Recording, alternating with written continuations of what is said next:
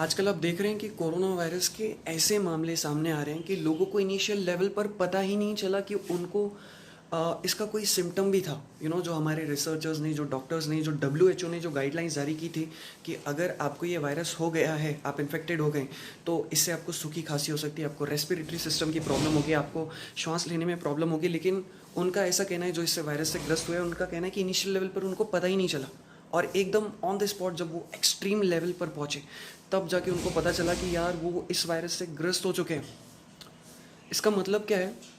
I am not joking, seriously मुझे ऐसा लगता है कि ये वायरस इतना स्मार्ट है कि ये समझ गया कि यार लोगों ने इसको बहुत इजीली ट्रैक करना शुरू कर दिया है। तो ऐसा लगता है जैसे इसने अपनी मैकेनिज़्म हल्की फुल्की बदल ली है।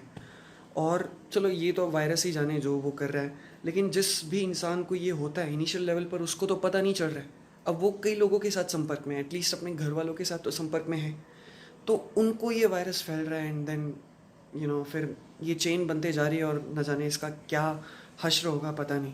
तो यहाँ पर कुछ पॉइंट्स शेयर कर रहा हूँ। इनिशियल लेवल पर अगर आप पता नहीं लगा पा रहे हैं कि आपको संक्रमण हुआ है, लेकिन फिर भी आप डाउटफुल हैं, तो वो 5 ऐसे पॉइंट्स जो आपको हमेशा ध्यान में रखने चाहिए। चलिए, पॉइंट नंबर 1, अगर आप बीमार हैं तो स्वीकार कीजिए।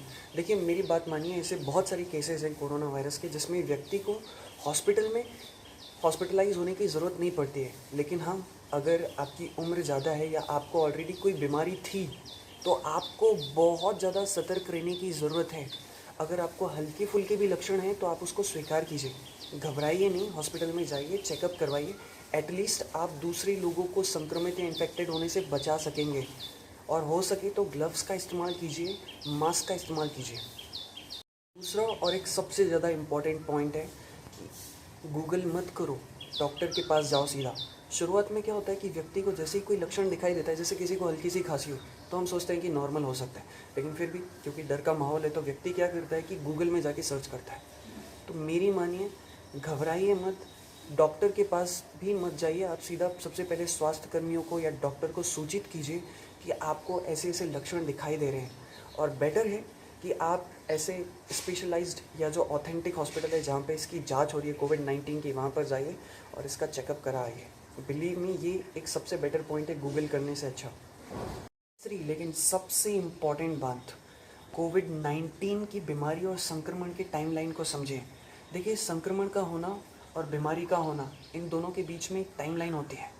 जो भी व्यक्ति वायरस से ग्रस्त है, इस वायरस से ग्रस्त होता है ना, शुरुआत के 7 डेज़ में उसको कुछ खास पता नहीं चलता है, लेकिन 8वें दिन पर जाकर उसको रेस्पिरेटरी सिस्टम से रिलेटेड प्रॉब्लम शुरू होती है। तो मेरी मानिए, बेटर है कि इस संक्रमण को आप पहले ही समझ जाइए। अगर आपको बहुत हल्के फुल्के भी लक्षण दिखाई दे रहे हैं तो उसको ट्रैक कीजिए और डॉक्टर को कॉल कीजिए। नहीं तो मैं कहूँगा कि एटलीस्ट आप दूसरों को संक्रमित ना करें और खुद ही हॉस्पिटल चले जाएं और इसका चेकअप करा लीजिए। इससे बड़ी देश की सेवा और कुछ नहीं हो सकती फ़िलहाल के लिए। चौथी बात, अगर आपको कोई भी पुरानी बीमारी है तो डॉक्टर से छुपाए नहीं।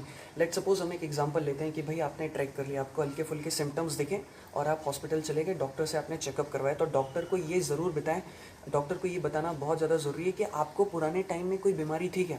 लेट सपोज आपको बीपी की प्रॉब्लम थी या डायबिटीज़ की प्रॉब्लम थी, तो डॉक्टर को ज़रूर बताएं।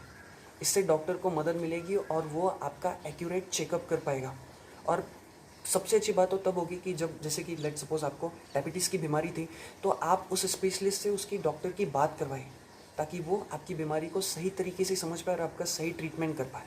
और एक सबसे बड़ी बात, जब से ये HCQ नाम की दवाई के बारे में सब लोगों ने सुनना शुरू किया ना, बहुत सारे लोग ऐसे केसेस हैं जिनको ये लगता है कि यार उन्हें कोरोना वायरस का संक्रमण हो गया है, तो उन्होंने सुन लिया कि यार HCQ, हाइड्रोक्सी क्लोरोक्वीन नाम की दवाई है, इसको ट्रीट करने के लिए दुनिया भर में ली जा रही है।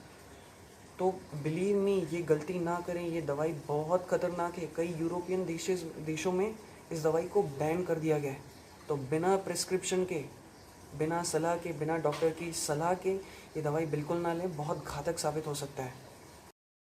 Last but not the least, कि ठीक होने के बाद आप लोगों से मिलने से बचें। That is why it is called as quarantine. अगर आप ठीक भी हो गए हैं तो लोगों से मिलने से बचिए। हालांकि कब तक मिलने से बचना है इसके बारे में कोई रिसर्च नहीं आई है, लेकिन फिर भी बहुत सारे स्पेशलिस्ट का कहना है कि जो भी व्यक्ति ठीक हो गया, एटलीस्ट वो 2 हफ्ते तक बाहर ना निकले, लोगों से बात ना करें। और इस बात का विशेष ख्याल रखना है आप सभी को। तो बस इतनी ही बातें, और ये बहुत ही इंपॉर्टेंट बातें हर किसी को बताइए। वीडियो शेयर ज़रूर कीजिए, सब्सक्राइब करें ना करें वो आपकी बात है, मेरा काम था बताना, मैं आपको इतना बता सकता था। Thank you so much for watching this video. ख्याल रखें अपना, गुड बाय, टेक केयर।